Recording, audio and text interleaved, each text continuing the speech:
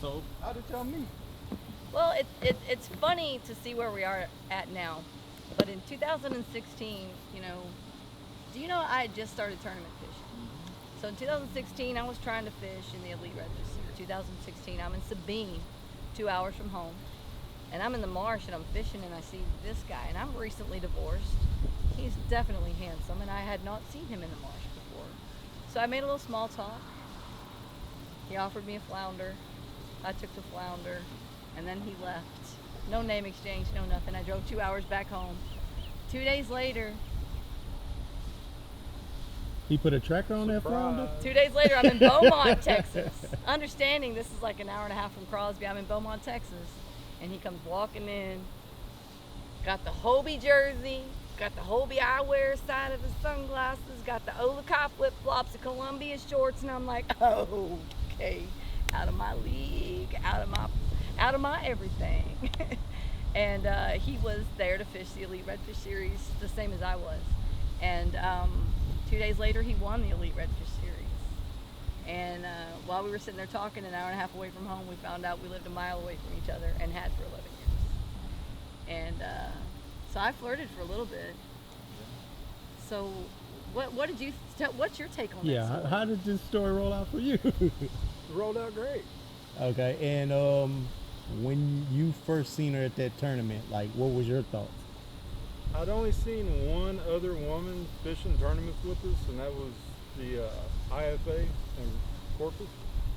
So I was like, cool, it's not just the guys thing. It's cool because women can do the same stuff we can do. And I just had a lot of respect for her because she's out there, grinding with the big dogs. There was a lot of heavy hitters in that tournament. I was going through my own stuff at home, and we see each other at tournaments and fishing shows and kayak demo days. For 3 years. Yeah. 3 years now. And then finally one day, My situation at home had completely changed, and I asked her on a fishing date.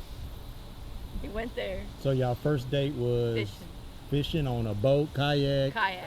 Okay. So we went on our kayak fishing date to Lake Conroe. And he had been a Hobie kayaker for 8 years, fishing for Hobie, which is a big deal. That's the prestige. If you're fishing for Hobie, you did it. So he's 8 years into this, and I'm on my first year fishing with Jackson Kayaks on the Blue Sky. So he comes over with his little Hobie over to my Blue Sky, and I did outfish him that day properly. He comes over and he wants to try my kayak.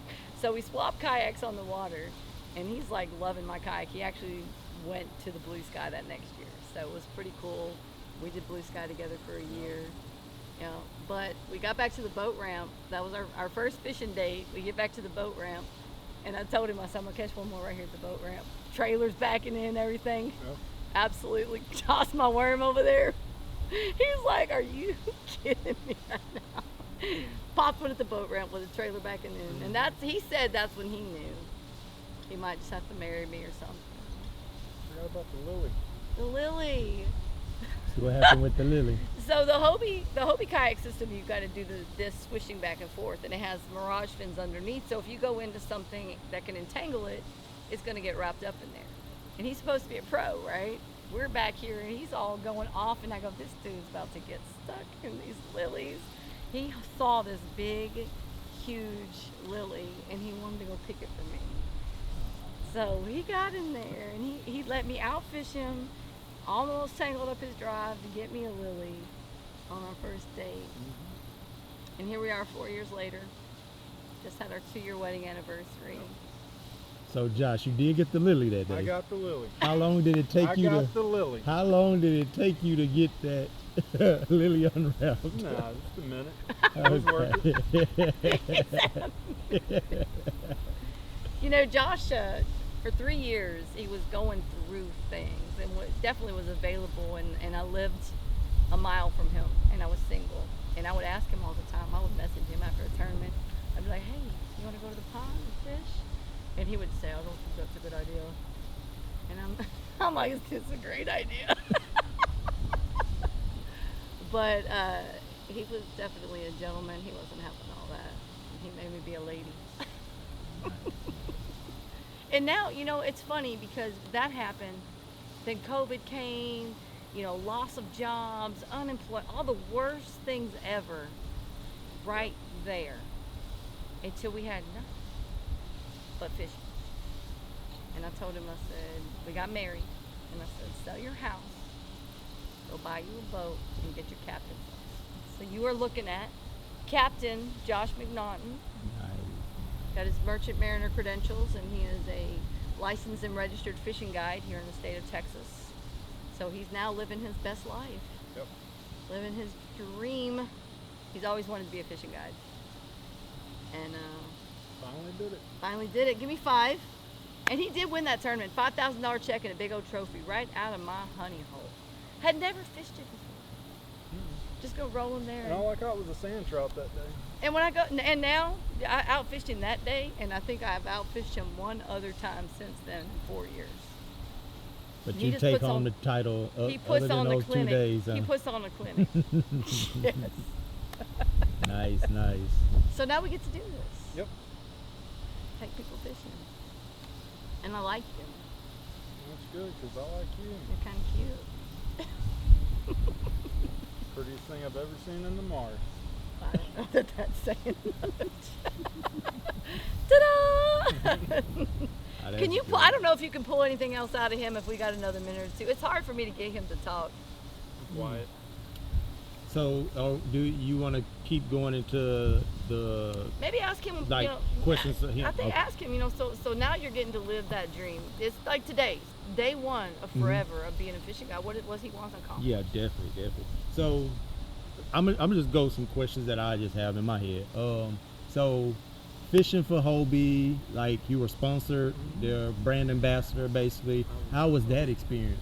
Well, it was really, really cool because so it started with the IFA.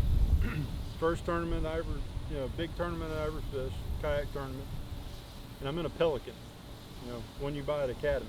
The little Yeah. he's So me and my cousin take off to go fish this tournament, right? We do pre-fishing for a couple of days. We're gonna hold for a second.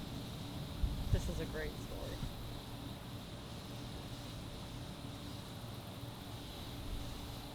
Okay.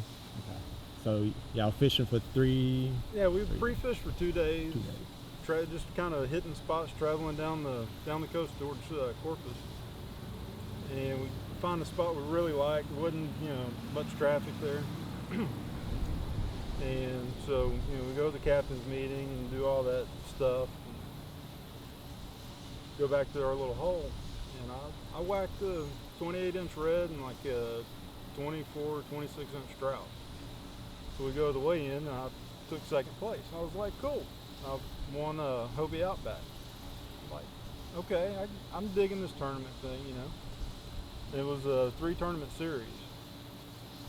So a month or so later, they had tournament number 2. We went and pre-fished for 2 days and found a different spot, and didn't do as good. I still took biggest redfish, but I think I ended up in like 5th place. Still cast a check. And then the final tournament, I was on up there in points for Angler of the Year, and I ended up taking first place in the last tournament and won a Hobie PA 14. That's like $6 grand worth of Hobies. Yeah. If anyone's doing the math, now that's like Yeah. 10 grand. And so, I spent some time on the Outback, and I really liked it. And then I got the PA 14, and I was like, oh wow, so this is kayak fishing. I've been in a Pelican for like 3 or 4 years. So I'm like, maybe I'll call Hobie. Maybe I can, fish for the Hobie team or something. Because I, made friends that were already fishing for like Ocean and Native, and there were some pretty prominent guys in the tournament, and I'm real good friends with to this day. I actually saw one of them yesterday. But so I'm sending Hobie emails, and at the same time, Hobie's trying to track me down. Nice. So we finally get together, and they're like, we want you to come fish for us. So I spent 1 year fishing just on the local level, and then next year they moved me up to regional and was flying me all over the U.S. doing boat shows and kayak demos and stuff. it was cool. It was a nice 8 years. I made a lot of friends. I mean, I still talk to all my people from Hobie. And Great. it was really cool. I mean, it was like a family. Yeah, that's big. That's huge. It's That's huge.